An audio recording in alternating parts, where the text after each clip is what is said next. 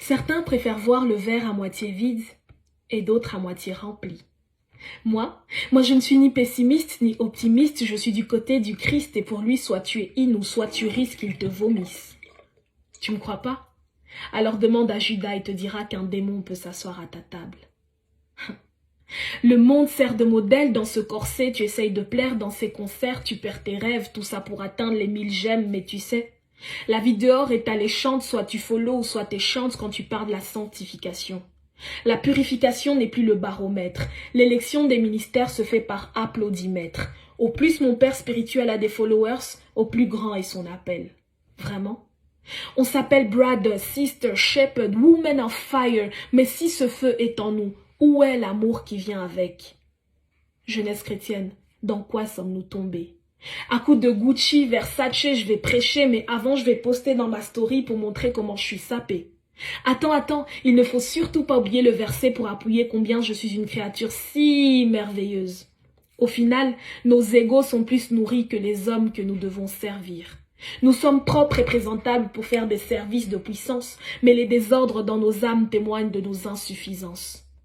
Jeunesse chrétienne, dans quoi sommes-nous tombés? C'est la compétition pour voir qui prendra le micro. L'onction se détermine par les voyages que nous faisons. On arrête les études pour sillonner l'Afrique, l'Europe et l'Asie, et si nous arrivons jusqu'aux États-Unis, c'est le jackpot sur le CV. Avons-nous oublié que l'injonction de faire de tous les hommes des disciples commence d'abord à Jérusalem avant de s'étendre aux extrémités de la terre? Que fais-tu de tes voisins et de toutes ces personnes que tu rencontres au quotidien? Il y a des cœurs à changer, certes, mais que penses-tu du tien? First.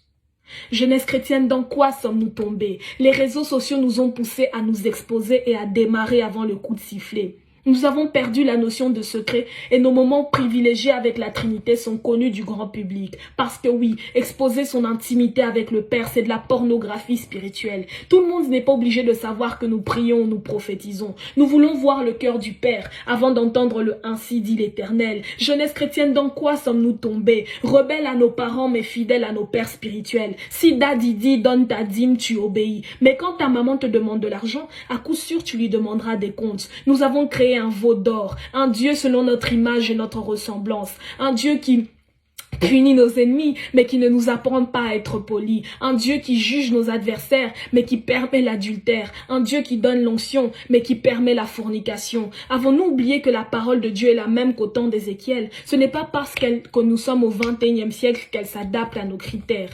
Jeunesse chrétienne, si Dieu ne nous punit pas maintenant, c'est parce qu'il est compatissant. Mais sa grâce, elle ne couvre pas nos transgressions. Jeunesse chrétienne, n'oublie pas. Quand tu auras des followers et des clubs de soutien, n'oublie pas. Quand tu auras mangé, que tu te seras rassasié, n'oublie pas. Quand les gens te soutiendront et t'apprécieront, n'oublie pas. N'oublie pas que les fleurs qu'ils te lancent, c'est Dieu qui les a fait pousser.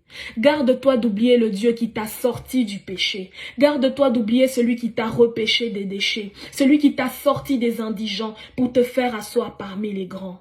Garde-toi d'oublier le Dieu qui t'a tiré des ténèbres vers son admirable lumière. Et même si tu es tombé, relève-toi. Relève-toi et rappelle-toi que c'est de toi qu'il parlait quand il disait que vos fils et vos filles prophétiseront. C'est de toi qu'il parlait quand il disait que vos jeunes gens auront des visions. Relève-toi et rappelle-toi du vœu que tu lui avais fait dans le secret. Relève-toi et regarde où tu es tombé. Considère tes voies. Reviens à ton premier amour.